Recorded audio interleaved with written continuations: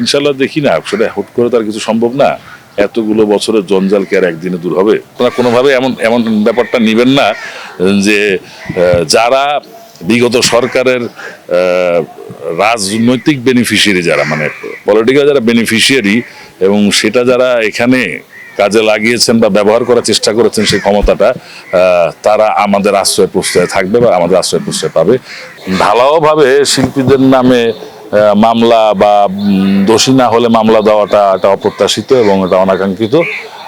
এরকম এদিকে একটু কেয়ারফুল হলে আমার মনে হয় ভালো হয়, কারণ শিল্পীরা তো হাইলি ফোকাসড একটা ব্যাপার।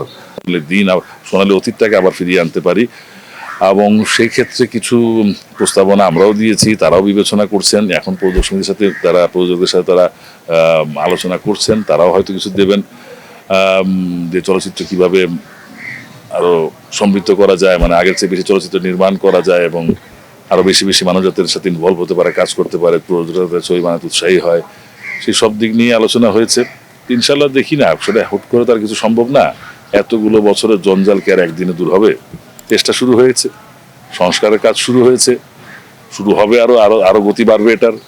তারপরে হয়তো বা যদি সত্যিকারের মন মানসিকতা এবং সত্যিকারের সংস্কারের চিন্তা করে আমরা কাজ করি, তাহলে একটা ভালো জায়গায় পৌঁছতে পারবো বলে আশা করি, বিশ্বাস রাখি। আমার চেহারাটা কোথায়, আমার চাহনিটা কোথায় ভাই? আপনার ক্যামেরার দিকে তো না। এখন আমার পিছনে যদি একটা সাপও উঠে আসে দাঁড়ায় থাকে, আমার পলানোর সুযোগ আছে ভাই? বলেন। ওই ভদ্রলোক উনি কখন কিভাবে আমার পিছনে এসে দাঁড়িয়েছেন আমার তো সেটা জানাই নেই। যখন ইন্টারভিউটা শেষ করলাম, আমাদের এখানে আপনারা অনেকে ছিলেন মনে ওই দিন, ইন্টারভিউ শেষ করলাম যখন যখন সব শেষ হলো, ঘুরে দেখিও দাঁড়িয়ে আছে। আপনারা দেখেন যে ওর দিকে কি একবার আমি তাকিয়েছি বা ওকে হাত দিয়ে ইশারা করেছি আমার পাশে এসে দাঁড়াও? না, ও নিজে থেকে পিছনে এসে দাঁড়িয়েছে। আমি যেহেতু আপনাদের সামনাসামনি কথা বলছি, পিছনে দেখার সুযোগ হয়নি কে আছে না আছে, যার ফলে ঘটনা ঘটেছে। আপনারা কোনোভাবে এমন এমন ব্যাপারটা নিবেন না যে যারা বিগত সরকারের রাজনৈতিক বেনিফিশিয়ারি, যারা মানে পলিটিক্যাল যারা বেনিফিশিয়ারি, এবং সেটা যারা এখানে কাজে লাগিয়েছেন বা ব্যবহার করার চেষ্টা করেছেন সেই ক্ষমতাটা, তারা আমাদের আশ্রয় প্রশ্রয় থাকবে বা আমাদের আশ্রয় প্রশ্রয় পাবে। কারণ আমরা চাই এই চলচ্চিত্রটা হচ্ছে মেধাবীদের জায়গা, এখানে যোগ্যতা সম্পন্ন ব্যক্তিরাই কাজ করবে, এখানে যার মেধা যত বেশি সেই তত নিজেকে পরিস্ফুটিত করতে পারবে। সে শিল্পী হোক, সে কোনো কলাকুশলী হোক, সে যে ডিরেক্টর হোক, প্রডিউসার হোক, যেই হোক। প্রডিউসারের কাজ অর্থলগ্নি করা, তার অর্থ সে লগ্নি করবে। একজন ভালো ডিরেক্টরের কাছে একটা ভালো ছবি নির্মাণ করা।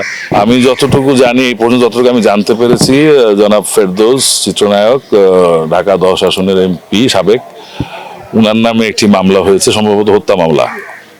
জায়েদ খান নামে একটি মামলা হয়েছে, দেশনেত্রী বেগম খালেদা জিয়ার গাড়ি বহরে হামলার মামলা। এরকমই একটি মামলা মনে হয় শাহরিয়ার নাজিম জয়ের বিরুদ্ধে হয়েছে।